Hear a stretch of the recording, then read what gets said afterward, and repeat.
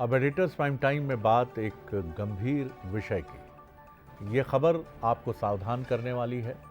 दरअसल अब ठगी किसी फर्जी लिंक या ऐप के जरिए ही नहीं, आपकी मोबाइल के कॉल फॉरवर्डिंग फीचर से भी हो रही है। जी हाँ, कई बार हम कॉल फॉरवर्डिंग करने का जो हमारे मोबाइल में सिस्टम होता है, एक तरीका होता है, हम उसे अपनाते हैं। ख़ास तौर से जब हम किसी दूसरे फ़ोन पर अपनी कॉल को फॉरवर्ड कर देते हैं, वो घर का भी नंबर होता है या हमारे परिवार के किसी सदस्य का या किसी परिचित व्यक्ति का नंबर होता है। कॉल फॉरवर्डिंग स्कैम इन दिनों तेज़ी से हो रहा है।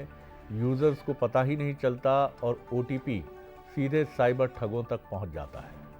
ऐसे में लोगों के अकाउंट खाली हो सकते हैं।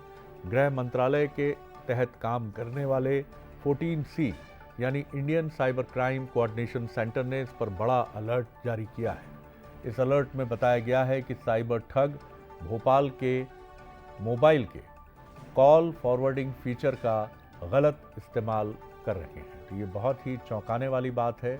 अब आपको ये भी समझाते हैं कि कैसे होता है कॉल फॉरवर्डिंग स्कैम। ठग खुद को कुरियर कंपनी या डिलीवरी एजेंट बताकर कॉल करते हैं। कहते हैं आपका पार्सल अटका है, डिलीवरी में दिक्कत है, और फिर जब वो आपका कॉन्फिडेंस जीत लेते हैं तो एक मैसेज भेजते हैं और एक छोटा सा कोड डायल करने को कहा जाता है। बस गलती यही होती है, जैसे ही कोड डायल हुआ कॉल फॉरवर्डिंग एक्टिव हो जाती है और आपका अकाउंट खाली, क्योंकि कॉल फॉरवर्ड होते ही जो SMS आपके पास आना है, जो OTP आपके मोबाइल पर आना है, वो कॉल फॉरवर्डिंग मोबाइल पर पहुंच जाता है। कोड अक्सर 21, 61 या 67 से शुरू होता है, तो ध्यान रखिए ये नंबर 21, 61 या 67, 21, 61 या 67।